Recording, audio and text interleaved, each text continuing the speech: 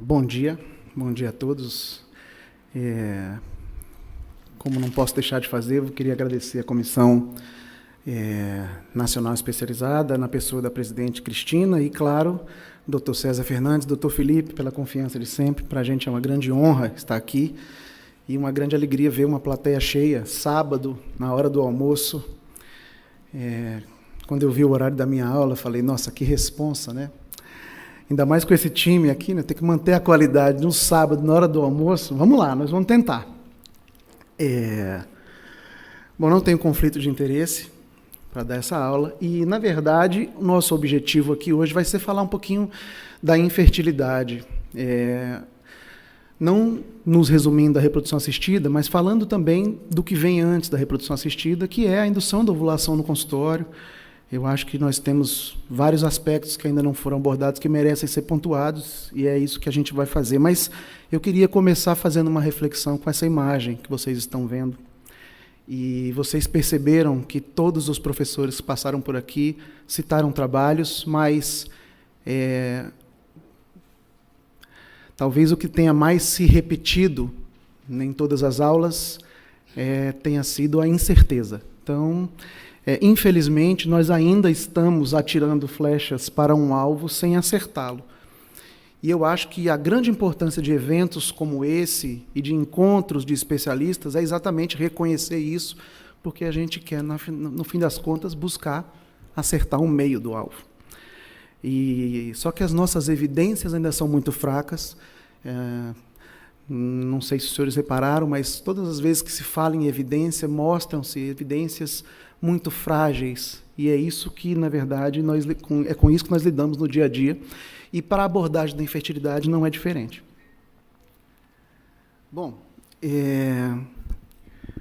Passando rapidamente pela questão do diagnóstico, nós estamos falando aqui de infertilidade numa síndrome de anovulação. Então, nós estamos falando de uma infertilidade anovulatória. Então, a primeira mensagem que eu queria deixar aqui, na verdade, é como se aborda a paciente com síndrome de ovários policísticos no consultório quando ela não tem queixa de oligoanovulação. Nós falamos aqui de critérios, hoje utilizamos mais frequentemente o critério de Roterdã e ele permite que se faça o diagnóstico de síndrome de ovário policístico numa mulher que menstrua regularmente. Eu desconheço, se alguém na plateia conhecer, por favor, me informe que outro evento fisiológico que coordena, que regula o ciclo menstrual, que não seja a ovulação, e nós vamos trabalhar em cima disso. Mas até hoje, se essa mulher tem ciclos regulares, ela ovula, e aí ela não precisa tratar a infertilidade. Por que eu estou dizendo isso? Porque lá na clínica de infertilidade é muito comum eu receber mulheres com infertilidade, que ciclam regularmente e que passaram meses, às vezes anos, usando citrato de clomifeno, letrozol, ou fazendo qualquer tipo de ciclo de indução de ovulação para coito programado, sendo que, na verdade, nós sabemos que para essa população esse tipo de tratamento não está adequado.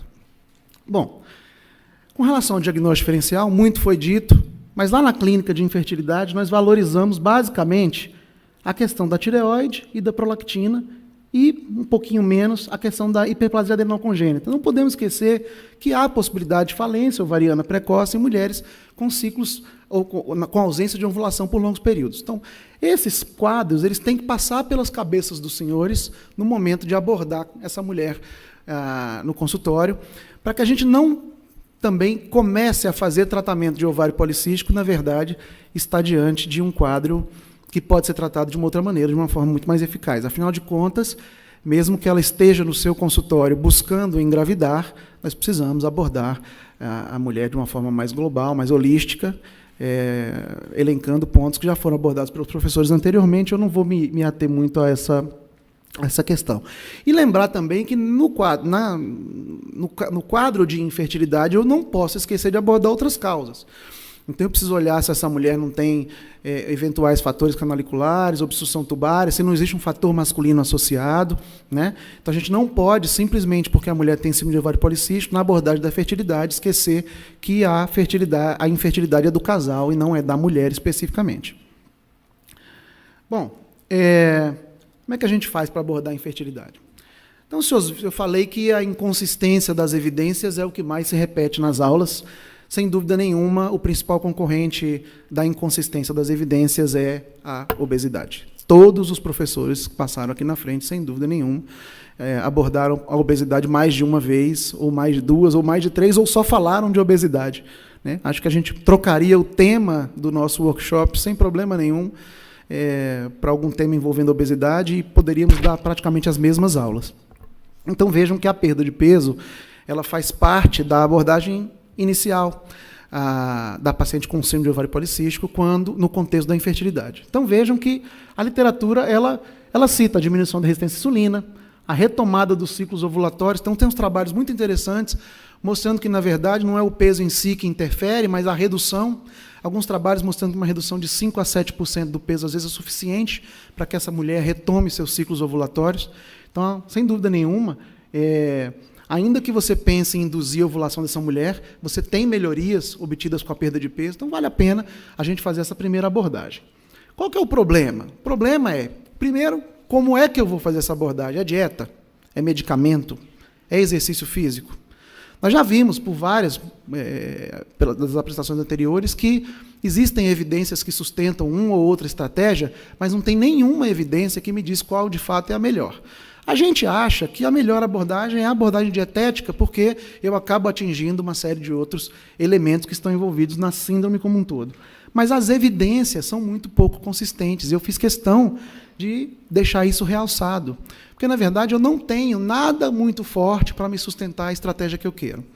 E quando eu falo de infertilidade, é muito importante que seja dito isso, eu tenho um fator que muitas vezes é esquecido pelo ginecologista geral, que é o tempo que essa mulher tem para engravidar. Então, eu tenho, sim, que investir na perda de peso, eu tenho que, sim, melhorar a condição de saúde dessa mulher, mas eu não posso esquecer que, muitas vezes, ela vai demorar 1 ano, 2 anos, 5 anos para chegar num peso que seria considerado ideal para engravidar, só que aí, às vezes, ela chegou no seu consultório com 34 e ela vai voltar magra com 39. E aí ela vai pensar, e aí agora, doutor, agora está tudo certo, eu vou engravidar, e aí o que eu faço? Né? Então, a gente não pode esquecer que o tempo é um fator. Então, o ideal, no contexto da infertilidade, seria, sim, se eu tenho tempo, pensar na perda de peso e na melhoria das condições físicas dessa mulher para engravidar, mas, na maioria dos casos, eu vou trabalhar com estratégias em paralelo. Então, que essa mulher perca peso, mas que isso não seja um fator de atraso e de potencial prejuízo no prognóstico reprodutivo da pessoa que está na sua frente. Falando da dieta, né, foi falado, foi citado, eu gostei muito dessa figura, trouxe. Hoje é isso que está borbulhando, né, o assunto quente, quando se fala em termos de dieta saudável, diminuição da ingesta de açúcares, né, de alimentos com alto índice glicêmico. Depois até quero conversar bastante com o nosso amigo endocrinologista, o Dr. Lucas, né, supondo que, na verdade, a dieta rica em açúcares é a grande vilã, mesmo na questão até dos lipídios, e que ela seria uma condição inflamatória e que levaria, então, num contexto geral, a uma diminuição da função reprodutiva. Bom, tirando essa questão de intervenção comportamental, nós caímos na indução farmacológica. Sem dúvida nenhuma, esse é um dos assuntos que eu gostaria realmente de abordar. Não foi falado ainda, mas é que hoje nós vivemos uma dificuldade, ou talvez uma realidade um pouco distinta do que vivíamos anteriormente. Então, hoje nós temos a indução com as drogas antiestrogênicas, o citrato de clomifeno, que é o que todo mundo conhece, é o que todo mundo usa na prática, mas nós temos a literatura trazendo cada vez mais a figura do inibidor de aromatase, especificamente o letrozol, como sendo um indutor de ovulação muito mais interessante do que o clomifeno. Só que isso não consta em bula, e nós temos uma dificuldade até de trazer, como sociedade ou como CNE, uma recomendação de se utilizar um medicamento com uso off-label como sendo a primeira escolha na abordagem de um determinado quadro. Entretanto, 15 dias atrás, foi trazido por várias pessoas aqui, 2 grandes revistas da área da medicina reprodutiva, uma americana e uma europeia, fizeram o favor de soltar para a gente um documento de recomendação e, feliz ou infelizmente, eles deixam categórica a indicação do letrozol hoje como sendo a primeira escolha na indução de ovulação na infertilidade anovulatória.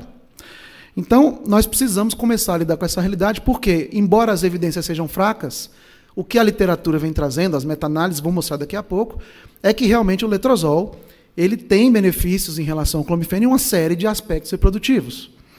Usa-se normalmente de 2,5 a 7,5 miligramas por dia, num esquema semelhante ao utilizado para o estado de clomifeno. Antes de chegar na meta-análise, eu queria passar rapidamente por isso aqui, porque tem alguns pontos específicos dos protocolos de tratamento que valem a pena ser mencionados também para os senhores que fazem a ginecologia do dia a dia, fora de um ambiente especializado em infertilidade. Normalmente, a indução de ovulação farmacológica ela é feita por 5 dias, mas o início do medicamento está muito associado à ocorrência de fluxo menstrual. E aí uma primeira pergunta, olha, mas eu estou falando de síndrome de ovário policístico e muitas vezes a mulher que vem no meu consultório não tem fluxo menstrual. E aí a resposta que vem na ponta da língua, ora, faço um teste, uma supressão progestagênica, né? Passo um progestagênio para ela, dali um teste da progesterona, né? Ela vai sangrar dali uns dias para eu começar. Perfeito, nada de errado, mas lembrem que se essa mulher não tem folículo dominante, esse indutor pode ser começado a qualquer momento. Você só precisa ter uma ultrassonografia para te mostrar isso. Tá?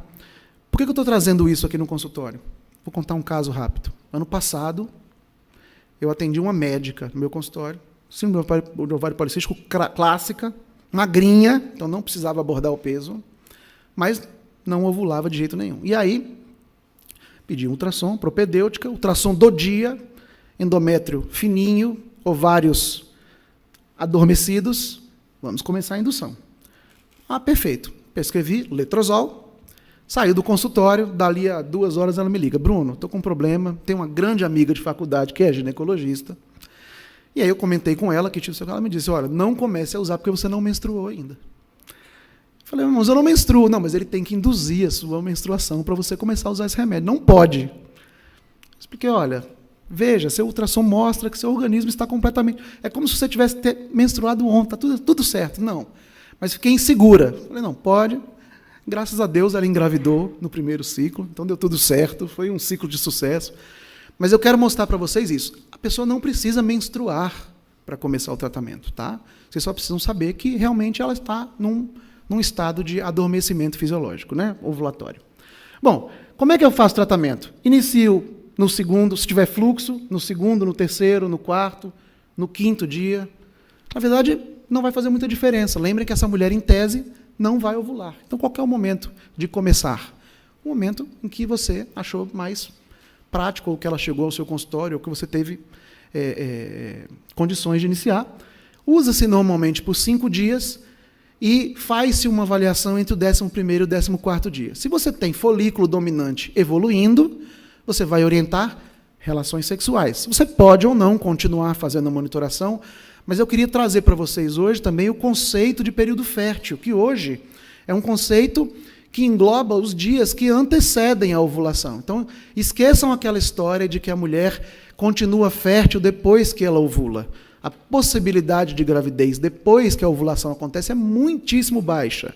Tá? Então, ela já pode começar. Identifiquei folículo dominante, você já pode orientar ela a começar a ter relações. Ideal, nesse primeiro momento, principalmente, é que você oriente ela a ter relações livremente.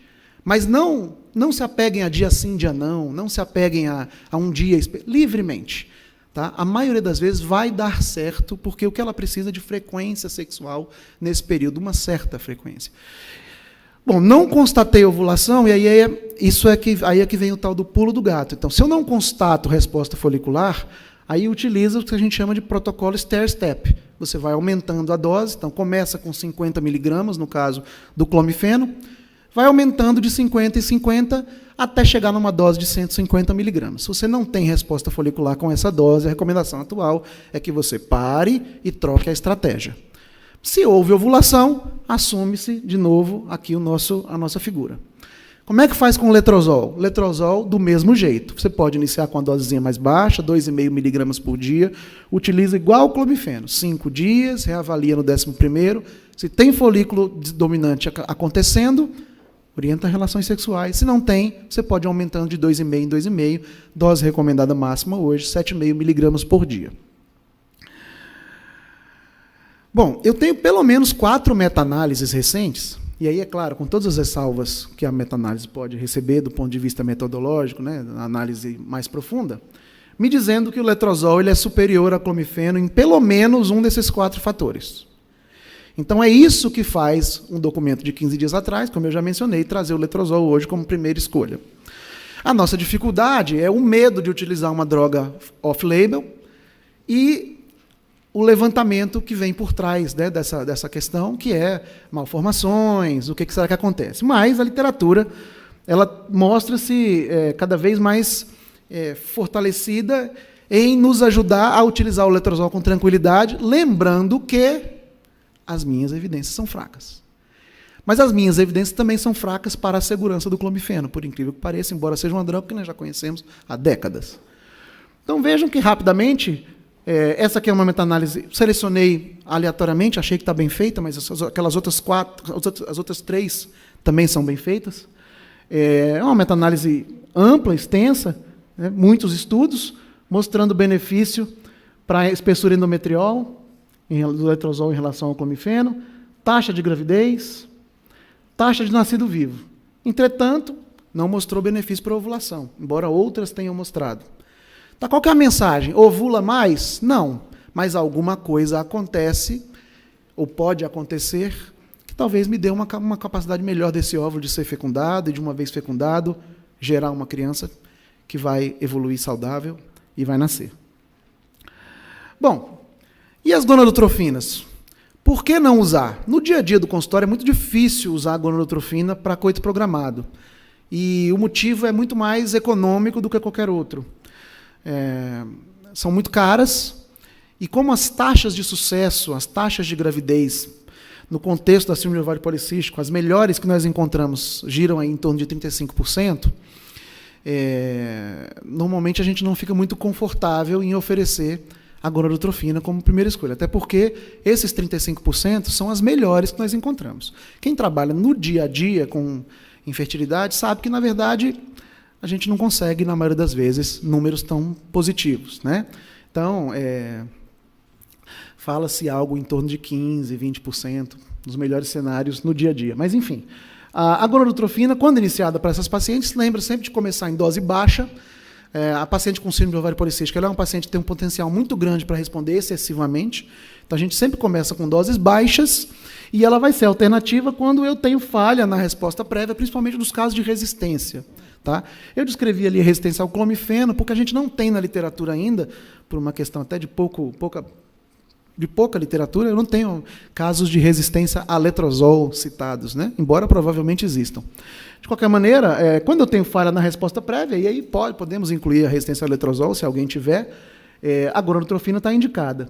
Mas, na maioria das vezes, se eu tive falha no tratamento, essa paciente invariavelmente vai subir um degrau de complexidade no tratamento, e aí a gonadotrofina vai ser muito bem, uma escolha muito boa para tratamentos mais complexos, como a inseminação intrauterina e a própria fertilização in vitro, reforçando também que, para esses casos, eu sempre uso doses menores do que eu uso para mulheres sem a síndrome de ovário policístico, por conta da chance de hiperestimulação ovariana.